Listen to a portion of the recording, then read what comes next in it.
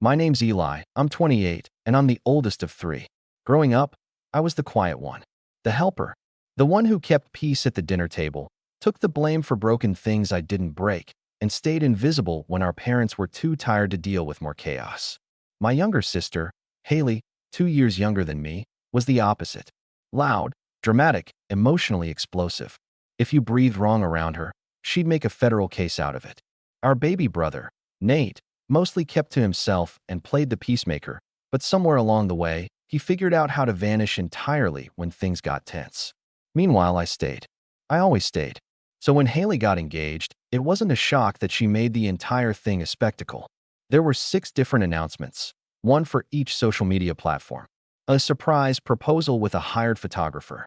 A countdown on her Instagram story that started 240 days before the wedding. She created a mood board for the color palette and cried when our mom said the florals would cost too much. It was her show, and the rest of us were just expected to clap. Now, I won't lie, Hailey and I haven't been close in years. Things got messy after college. She moved back in with our parents briefly and blamed me for escaping while she was still stuck in the nest. I tried to help her job hunt, but every suggestion I made was either too boring or below her. Eventually, she found a marketing job through her fiancé's connections, and suddenly, I was the loser with no style and a weird apartment. Whatever. I let it slide. Again, that's just how she was. People like her don't change. They just find new people to perform for. The invitation came late. Like, suspiciously late. I only found out she had finalized her guest list because my mom asked me what I was planning to wear. I hadn't received anything. When I finally texted Hailey, her response was, "Oops. Thought I already sent yours." The invite arrived 2 days later. A generic printout with no RSVP card, just a QR code. My name wasn't even spelled right. I should have known something was off when I noticed I was seated at table 9, aka the leftovers table. You know the one. Random co-workers, great aunts nobody's talked to in years, plus ones of plus ones. Meanwhile, our cousin Danielle, who Hailey used to call a discount Kardashian, was seated at the family table, with a nameplate and a personalized wedding favor. But the real kicker came during the reception. You know how most weddings have that one emotional speech, the moment where someone, usually the maid of honor or best man, gives a heartfelt toast? Hailey decided to do one herself. She took the mic after dinner, glass in hand, and stood next to her new husband under the fairy lights. "I just want to thank everyone for being here," she started, all choked up. "Some of you traveled so far, and I really feel the love tonight. But I have to be honest," she laughed nervously, glancing at our mom, who was already side-eyeing her with that tight-lipped warning look moms get when they know something bad is coming. "There were a few people I wasn't sure about inviting," she continued, looking directly at me. "But we felt bad, so here we are. Cheers." The room went silent. A few polite chuckles. Someone coughed. And then there was me, frozen in place with a fork halfway to my mouth, while my stomach dropped somewhere below the tablecloth. I didn't say anything. I just nodded, as if to say, "Wow, classy." Then I stood up, walked outside into the crisp evening air, and sat on a stone bench behind the venue, where the music was muffled and the cold could bite my skin a little. 15 minutes passed before I went back inside. I didn't want to make a scene. I just wanted to survive the night. But then I saw the photographer. Some guy named Jonah that Hailey hired from out of state. He was packing up his gear near the cake table, looking irritated and muttering to himself. That's when the idea came to me, not fully formed, but like a flicker in the dark. I'd paid for Jonah as a wedding gift. Hailey had gone on and on about how the photographer she wanted was too expensive. And since I couldn't think of a good gift and wasn't part of the wedding party, I decided to cover the cost. Quietly. No drama. I Venmo'd him the full amount weeks before the wedding. No one else knew. So I walked up to him and said, "Hey, just wondering, how many good shots did you get tonight?" He looked at me like I'd just handed him a thorn. "Not enough," he said. She micromanaged the entire thing. Told me not to shoot certain angles. Demanded I delete any photo where she didn't look like a Disney princess. And even made me crop out her own bridesmaids from some group shots. I'm done. I've never been treated like that in my life. I nodded slowly. "Would you believe me if I told you I paid for this?" He blinked. "Seriously? Seriously. And I think I'd like a refund." He paused, then pulled out his phone, opened the app, and within a minute the money was on its way back to me. I'll be honest, he said. I was going to eat the loss and never deliver the files. This saves me the headache. I just smiled and thanked him. I didn't tell anyone about the refund that night. Not my mom, not Nate, not even Hailey. I went home, took off the jacket I'd ironed for an hour, and tried not to stew in the humiliation that kept repeating in my head like an echo. We felt bad, so here we are. The silence after that toast felt heavier than any insult. It wasn't just a jab, it was a statement, a message, that I was a prop in her perfect wedding, an obligation, not family. And maybe, for the first time, I realized I didn't owe her anything anymore. Not kindness, not silence, not peacekeeping. 2 weeks passed. I didn't hear from Hailey. No thank you message, no follow-up, nothing. I figured maybe she was too busy honeymooning or being aesthetic somewhere for the gram. Then, out of the blue, she called me. It was one of those calls where the ringtone itself sounds angry. I answered, and her voice came through sharp and breathless. What the heck is wrong with Jonah? What do you mean? He won't send the wedding photos. He said something about a refund and copyright, and that I'm not entitled to the images. I played dumb. That's weird. Did something happen? She was fuming. No, he's being petty. I want the raw files, like now. There are no pictures from the ceremony. None. And the only decent shots anyone got were from Cousin Danielle's iPhone. My whole wedding is basically a blur of bad angles and blurry smiles. I'm gonna sue him. I leaned back in my chair. You might want to read the contract you didn't sign. It was under my name. She paused. What? I paid him. Remember? The photographer. That was my gift. But you, why would you refund it? I shrugged, even though she couldn't see me. I guess I just didn't feel good about the investment. The silence on the other end stretched like a tightrope. You're joking. I'm not. You're doing this to punish me. I didn't respond right away. I let that accusation sit for a moment, then finally said, I'm just taking your advice. I wasn't really invited, so I figured my gift wasn't either. She hung up. 2 hours after that call, I got a text from my mom. Call me when you're free. Your sister is hysterical. I stared at the screen for a minute before setting the phone down and walking to the fridge. I wasn't ready. I needed to brace myself. Because when Hailey cried to Mom, the whole family felt it. And by felt it, I mean we were expected to fix it. 10 minutes later, I called her back. Mom didn't even say hello. What is going on between you and Hailey? I exhaled through my nose, slow and quiet. Did she tell you about the toast? She said you were being overly sensitive and took something she said out of context. Out of context? She literally said she only invited me because she felt bad. She was nervous. People say things when they're emotional. Mom. She said it into a microphone. During a toast. In front of 100 people. There was a pause. She knew I was right. But my mom's reflex was always to smooth things over, even when smoothing required steamrolling. Well, she said, switching gears, why did you refund the photographer? That was spiteful, Eli. That's not like you. That hit a nerve. It was the tone, disappointed, bordering on scolding. Like I'd set the house on fire because someone forgot my birthday. Spiteful would have been pulling the plug that night, I said. I waited 2 weeks. 2 weeks of silence. Not a thank you. Not even a single photo shared. She used me, Mom. I paid for that guy because she couldn't afford him. Then she turns around and treats me like I'm a seat filler at her show. Mom sighed. Not because she disagreed, but because she was trying to figure out how to keep the peace without admitting who started the war. I just think there's a better way to handle this. Maybe. But she never cared about better ways when it came to me. We sat in that silence for a few seconds before she changed the subject, like she always did when conflict made her uncomfortable. We hung up on a neutral note, but I knew she was going to call Hailey the moment we ended the call. And I was right. By the next morning, my phone had exploded. Hailey had posted a series of thinly veiled, inspirational quotes to her Instagram story. Stuff like, people will pretend to support you, just so they can feel better tearing you down. Not everyone at your table is on your side. It's okay to cut out the negative energy, even if they share your last name. Followed by a selfie with puffy eyes and a caption that just said, some people really showed their true colors. Lesson learned. Then the group chat started popping off. Cousin Danielle texted, is she talking about you? Nate sent a single eye emoji. Then Mom wrote, please fix this. She's devastated. I ignored it. All of it. Until the next day when I got an email. Subject line, request to resolve outstanding dispute. Wedding photography, it was from her new husband. Jared. I barely knew him. We'd had maybe 3 conversations in the 5 years they'd been together. I opened the email and sat back, reading it twice to make sure I understood. He was asking politely, but with a lawyerly tone, if I would reconsider reversing the refund, citing emotional distress, lost memories, and unintended consequences. He even mentioned that some guests were upset about their group photos not being delivered and that this was a blow to the family morale. I laughed out loud. Actually laughed. Because now it wasn't just about Hailey being petty, it was a full PR crisis in her world.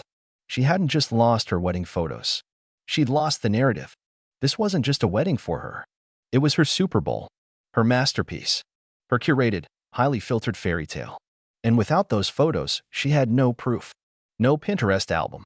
No viral TikTok recap with soft piano music and a slow-motion spin in her $2,000 dress. Just memories and bad iPhone lighting. And that's when it really hit me. I had more power than I realized. I didn't respond to the email right away. Instead, I went back to my messages with Jonah, the photographer.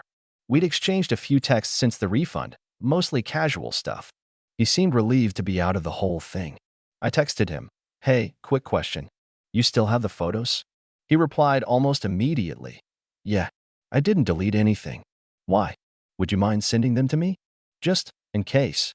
There was a pause. Then, "You're not going to leak them or anything, right? I don't want drama. No leaks. Promise. Just need them in case she tries to spin this." He sent me a Dropbox link that night. Over 1,200 raw and edited images. I spent hours scrolling through them. There were a few good ones, sure, but Jonah hadn't been lying. The whole thing was awkward. Hailey had micromanaged everything to the point of stiffness. In one photo, you could see her snapping at a bridesmaid for having her bouquet too low.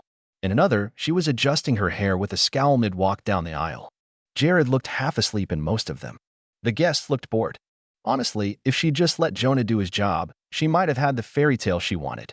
But that wasn't my problem anymore. I thought about responding to Jared's email. I thought about sending him a one-line reply that said, "Tell your wife to apologize." But I didn't. I waited. And 3 days later, I got the text that changed everything. It was from Hailey. "You went too far." No greeting. No explanation. Just those 4 words. I replied, "You started it." She didn't respond. But 5 minutes later, the group chat blew up again. This time, it wasn't cryptic. It was public. And it was messy. Hailey had posted a reel to her Instagram. A wedding recap, pieced together with blurry photos, shaky video clips from other people's phones, and screenshots of people texting her, saying how beautiful the wedding had been. The caption read, "When your photographer betrays you and your own brother sabotages the happiest day of your life, you get creative. Hashtag blessed, hashtag still beautiful." That was it. She'd made it public. The gloves were off. And that's when I decided I wasn't going to just sit in the shadows anymore. If she wanted a show, I was going to give her one. I didn't reply to her post. Not publicly. Not privately. I knew Hailey. She wanted a fight. She wanted people to see us fighting, to fuel her narrative that she was the wronged princess and I was the evil, bitter brother out to ruin her happily ever after. What she didn't expect was silence. Calm, intentional silence. And while she scrambled to make a highlight reel out of borrowed footage and blurry smiles, I was busy organizing something else entirely. See, I'm not a social media person. I don't post often.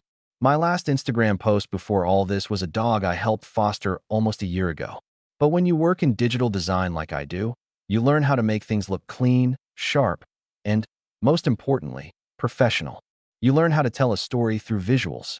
And I had just been given over 1,200 untold stories in JPEG form. It started with one photo. A simple, candid shot of our mom and dad dancing together, laughing like they were 20 years younger.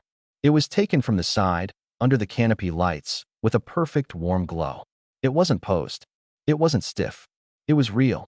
Jonah had caught it during a lull in the reception while Hailey was arguing with the DJ about the playlist. I posted it with a short caption. Sometimes the best moments are the ones no one notices. It got maybe 20 likes. A few hearts from coworkers, a heart from mom. Nothing big. But Hailey noticed. She DM'd me immediately. "Where did you get that photo?" I ignored it. A day later, I posted another one. This time of Nate and our cousin Emily reenacting their terrible middle school dance moves from a family reunion a decade ago. Everyone in the background was laughing. Even Jared. It was chaotic and imperfect and so much better than the wedding photos she was trying to cobble together from Snapchats. Another caption, genuine joy is better than forced smiles. Still no public drama. But my phone buzzed nonstop with private messages from her. Seriously, stop. You don't have my permission to post those. You're trying to make me look bad. I didn't reply to any of them. Instead, I emailed Jared back. I'm in possession of all the wedding photos, with full copyright ownership since I was the original client. I'm not deleting them, but I won't release them to Hailey unless I receive a public acknowledgement of what actually happened. No need to make it dramatic. Just the truth. 2 days went by. Crickets. Then I got a follow request from a burner account with 0 posts. The name was some random string of letters, but I knew exactly who it was. The first DM said, "Why are you doing this to me?" I didn't respond. Not because I wanted to be cruel. Honestly, I wasn't even angry anymore. I was just done. Done carrying the weight of a relationship where I was never seen as equal. Done playing the quiet sibling who absorbed every jab and fake apology. Done covering for her just to keep the peace while she played victim. This wasn't revenge. It was withdrawal. But the best part? I didn't need to post anything cruel. The photos did all the work. One by one, I kept releasing the real moments. Not to hurt her, but to remind the rest of the family what that day actually looked like. Not the version filtered through Hailey's rage spiral, but the one people remembered. Uncle Darren dancing badly in his socks, Grandma tearing up during the vows, Jared's niece dumping an entire piece of cake on her dress while everyone howled with laughter. And slowly, people started resharing them, tagging each other, commenting. This one's my favorite. Can't believe we almost forgot this happened. That was such a good day. Hailey had her wedding, but I had the memories. And that's when things really started to crack. One afternoon, Nate called me out of the blue. He's not the type to insert himself in family drama. He's Switzerland, always neutral. But he sounded weirdly fired up. "Bro, you need to hear this," he said. "I was just at Mom's. Hailey came by to talk, and she completely flipped out. Like, screaming, crying, saying you were blackmailing her with the photos." I groaned. "What did Mom say?" She tried to calm her down, but Hailey wouldn't stop. Then, get this, she said you sabotaged her entire wedding and told Jonah not to take good pictures. I paused. That's not even. What does that mean? That I asked him to take bad pictures? Nate laughed. I know. It was ridiculous. But the wild part? Jared didn't back her up. What? Yeah. He just sat there. Then he finally said something like, maybe we need to stop blaming everyone else for things not going perfectly. I actually had to sit down. That was the first crack in the Hailey/Jared facade I'd ever seen. He'd always been quiet, a go-along kind of guy. But now, maybe even he was tired of the drama. Still, I didn't push anything. I stayed quiet. Let things settle. Until the voicemail came. It was about a week later. I missed the call because I was at the grocery store, and I almost deleted it without listening. But I hit play, and there she was. Hailey. Voice trembling. Not angry this time. Not even dramatic. Hey, she said. Long pause. I don't know if you'll ever forgive me, or even talk to me again, but I guess I wanted to say I'm sorry. I know you paid for the photographer. I know I was awful to you. And I guess I just wanted people to think I had everything together. And when I felt it slipping, I panicked. You didn't deserve that toast. Or any of it. Another pause. I keep thinking about that moment during the vows. When I looked out and saw you. You were the only one not taking a photo. You were just watching. Like, really watching. And that meant something to me. I'm sorry I ruined that. Click. No requests. No demands. Just that. It caught me off guard. For a second, I just sat there in the cereal aisle, holding a box of Raisin Bran and blinking hard. Maybe she meant it. Maybe she didn't. I waited 2 days before I called her back. Not to punish her, but because I needed that time. To think. To feel. And most importantly, to decide if I was calling as a brother or as someone cleaning up someone else's mess again. I wasn't going to play that role anymore. If she wanted a real conversation, it had to be on new terms. Mine. She answered on the first ring. I could hear her breath catch when she realized it was me. Hey, she said softly. I got your voicemail, I said. She didn't say anything at first. Just let the silence hang like a weight between us. Thank you for calling me back, she said. I didn't expect you to. I wasn't going to, I said. But you sounded like someone I used to know. Another pause. I've been thinking a lot, she said. About everything. The toast. The photos. You. I. I made the day all about me. And I didn't care who I stepped on to make it happen. That's accurate. She didn't defend herself, didn't argue, just took it. I wish I could go back and do it over, she said. You can't, I replied. But you can stop pretending it was everyone else's fault. I know. I've already apologized to Mom, and Jared, and the bridesmaids. I've got a long list. Well, I'm not going to hand you a gold star for cleaning up your own mess, I said, my tone firm. But I'll give you this. You didn't double down this time. That's progress. She let out a small, almost surprised laugh. I deserve that. You do. Then I added, you know what hurt the most? What? It wasn't the toast. Not really. It was realizing that even after everything, after I paid for the photographer, after showing up for you, you still thought it was okay to humiliate me. Like I was nothing. I know, she whispered. I was trying to make people laugh, to feel clever. But I wasn't thinking about how it would make you feel. I thought I was the center of the universe that day. You always do. I'm trying to change that. I nodded, even though she couldn't see me. Good. Because here's how this is going to go. I'm not releasing the photos. They're mine. And I'm keeping them. Her breath hitched. Okay. But I'll send you 5. She was quiet. Not the ones you posed for, I continued. Not the ones where you're playing some perfect version of yourself. I'll send you 5 moments that were real. That actually meant something. Because if you're serious about changing, you can start by remembering what really mattered that day. There was a long pause. Thank you, she said finally. And this time, her voice sounded different. Smaller. Less performative. Really? One last thing, I said. This isn't me forgiving and forgetting. This is me putting a boundary in place. I'm not here to be your prop or your punching bag anymore. You want a brother? Be a sister. I could tell she was crying, but I didn't fill the silence for her. When we hung up, I felt, not lighter, exactly, but clearer. Like I had finally stepped out of the role I never auditioned for and walked into my own. That night, I emailed her the 5 photos. One of Mom and Dad dancing. One of Jared helping a flower girl tie her shoe. One of the entire family laughing during the speeches when someone accidentally knocked over a glass and the microphone cut out. One of her hugging Nate, her face genuinely soft for once. And one of me, taken from the side, sitting at my table, not smiling, not laughing, just watching the ceremony exactly like she said in the voicemail. I didn't caption them. I didn't explain. But she never asked for more. A week later, she posted one of the photos. No filter. No dramatic caption. Just a quiet, thank you for this memory, with a single heart emoji. She never publicly explained the drama. She never tried to fix her image. And maybe that was the point. For once, Hailey let go of the performance. As for me, I kept the rest of the photos backed up in a folder labeled proof. Not because I needed to hold it over her, but because sometimes knowing the truth is enough.